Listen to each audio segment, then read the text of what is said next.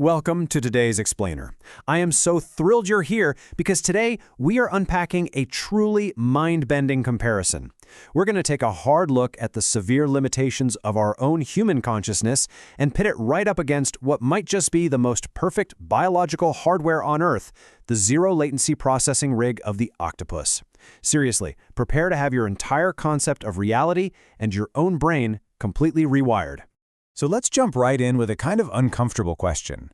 Are you actually making decisions, or is your brain just sending you the press release?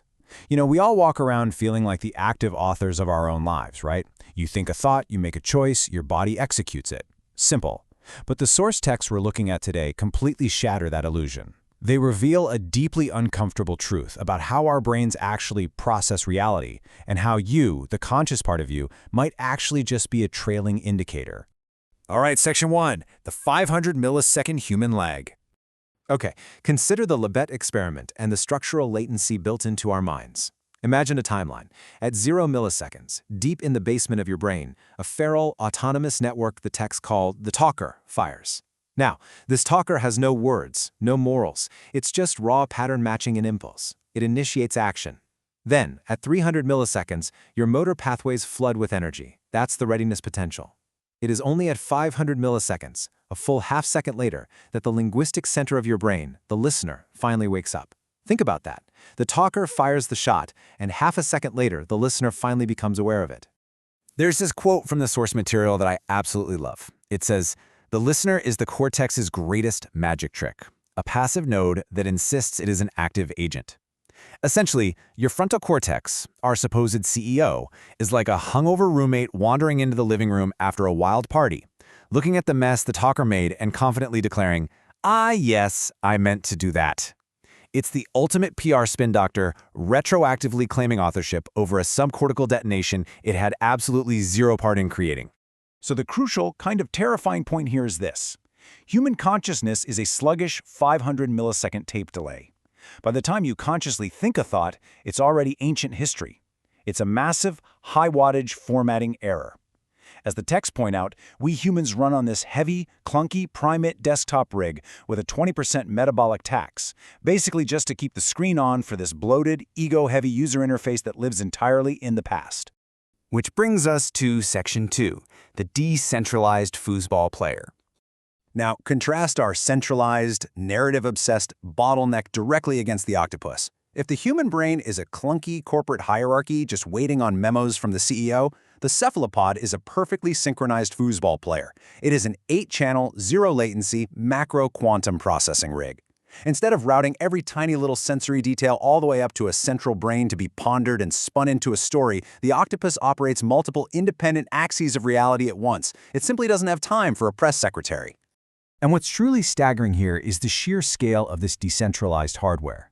To put it in perspective, out of roughly 500 million neurons, only 150 million are in the central brain. A massive 350 million neurons are distributed entirely across its 8 arms. The vast majority of its computing power isn't even in its head. It's pushed directly out to the physical perimeter, right where the action actually happens. Moving right along to Section 3, segmented chords and sucker opotopy.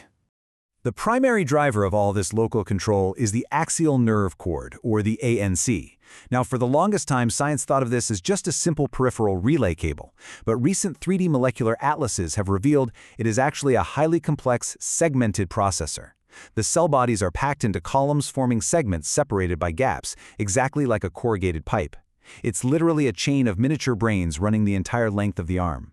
And right within this segmented cord, we find suckeroptopy. Honestly, this is incredible. Nerves exit the ANC systematically to target the outer margins of each individual sucker. This sets up a highly detailed, localized spatial map. It means every single sucker can independently taste, smell, and feel its environment, calculating real-time 3D trajectories without ever having to check in with the central brain. It's kind of like combining a hand, a tongue, and a nose that literally thinks for itself.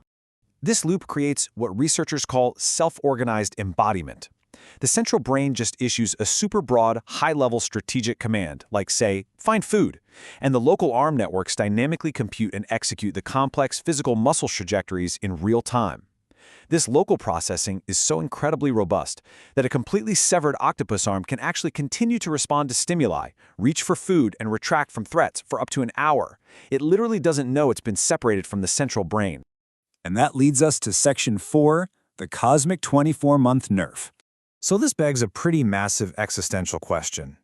If the octopus possesses this unbounded cognitive architecture, if it evolved independently to achieve tool use, tactical deception, and zero-latency 3D mastery on the exact same planet as us, why don't they run the world? Like, why are we the ones building cities while they live at the bottom of the ocean? Well, the answer is 24. Most octopus species are fundamentally limited to a solitary 24-month lifespan. They live for 1 to 2 years, and then they die. And this brilliantly illustrates the ultimate thermodynamic constraint. In vertebrates, high intelligence is almost always paired with long lifespans and social learning. The octopus totally breaks both rules. Every single octopus that figures out how to open a jar, navigate a maze, or carry a coconut shell for shelter figured it out entirely alone from scratch within a lifespan measured in months. There is essentially zero cultural transmission across generations. This super short lifespan acts as a necessary thermodynamic spam filter. But why is this filter even necessary? Well, according to the cosmological frameworks in our sources, if you gave this perfect, zero-latency decentralized processing rig a lifespan of, say, 80 years, plus the ability to culturally transmit data, they would absolutely break the system. The texts argue this 24-month nerf basically prevents a Type 4 civilization takeover of our local 3D render. Without this rapid death cycle, their macro-quantum processing rig would geometrically dominate physical reality, stripping away the necessary friction and chaos that the cosmic engine actually requires to function. So I want to leave you with this final provocative thought. Next time you're feeling like the absolute pinnacle of evolution, just look down at your hands. Consider the 500 millisecond tape delay you are currently trapped in and the endless PR spin of your frontal cortex. Ask yourself, are we actually just a sluggish, high-wattage primate software patch providing chaotic friction for the universe, while the true zero-latency, perfect hardware is quietly living out its 24-month cycle down at the bottom of the ocean? It's a whole lot to think about. Thanks so much for exploring this with me in today's Explainer, and hey, keep questioning the hardware.